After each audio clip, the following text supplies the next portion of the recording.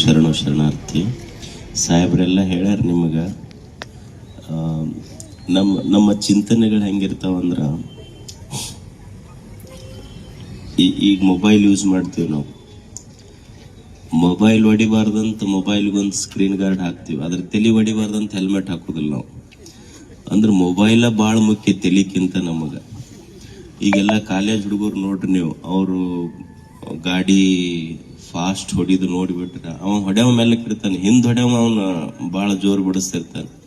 ಅವ 50 ಬಿಟ್ರೆ 60 ಬಿಡು ಅಂತಾನೆ, 60 ಬಿಟ್ರೆ 70 ಬಿಡು ಅಂತಾನೆ, 70 ಬಿಟ್ರೆ 90, 90 ಬಿಟ್ರೆ 100, 100 ಮಟ್ಟ ಬಿಡ್ಬೋದು, 100 ಮೇಲೆ ಬಿಟ್ರೆ 108 ಬರ್ತೈತೆ ಅದು.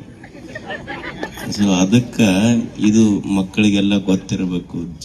ಇದು ರಸ್ತಾ ಸುರಕ್ಷೆ ಅಲ್ಲ, ನಮ್ಮ ಸುರಕ್ಷೆ. ಇದು ಬಹಳ ದೇವ್ರು ಇದೊಂದು ಆಯುಷ್ಯ ಕೊಟ್ಟಾನಲ್ಲ, ಇದನ್ನ ಹುಂಬು ಗುತ್ತಿಗೆ ಮೇಲೆ ಬಳಸೋದಿಲ್ಲ, ಬಹಳ ಜಾಣತನದಿಂದ ಬಳಸಬೇಕು. ಇದು ಏನಿದೆ, ಎಷ್ಟು ಅಧಿಕಾರಿಗಳಿಗೆ ಬೇಸರ ಆಗುತ್ತೆ.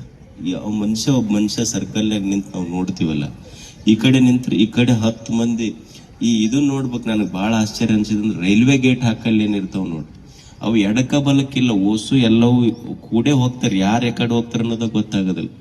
ಈಗ ಒಂದು ಲೆಫ್ಟಿಗೆ ಹೋಗೋರಿದ್ರ ಬಸ್ ನಿಂತಿತ್ತಂದ್ರೆ ಓಸು 2 ವೀಲರ್ನವ್ರು ಆ ಕಡೆ ಬಂದು ನಿಂದಿರ್ತಾರೆ, ಆ ಕಡೆಯವರು ಪೂರ ಯಾಕಡೆ ಹೋಗ್ಬೇಕು ಅನ್ನೋದ ಗೊತ್ತಾಗೋದು. ಅಂದ್ರೆ ಇದು ಕಾಮನ್ ಸೆನ್ಸ್ ನಮಗ್ ಬರ್ಬೇಕಿದೆಲ್ಲ. ಈಗ ಅಧಿಕಾರಿಗಳು ಎಷ್ಟು ದಿವ್ಸ ಮಾಡೋ ಬೇಸರಾಗಿ ಹೋಗ್ತೈತೆ ಎಲ್ಲರಿಗೆ. ದಿವಸ ಎಡಕ್ಕೆ ಕೈ ಮಾಡಿ ಬಲಕ್ಕೆ ಕೈ ಮಾಡಿ, ಎಡಕ್ಕೆ ಕೈ ಮಾಡಿ ಬಲಕ್ಕೆ ಕೈ ಮಾಡಿ ಸರ್ಕಲ್ನಾಗ ನಿಂತು ಎಷ್ಟೊತ್ತನ ಮಾಡ್ಲಿಕ್ಕೆ ಸಾಧ್ಯತೆ. ಸಾಮಾನ್ಯರಲ್ಲಿ ನಮ್ಮಲ್ಲಿ ಪ್ರಜ್ಞೆ ಬರ್ಬೇಕಿದೆ.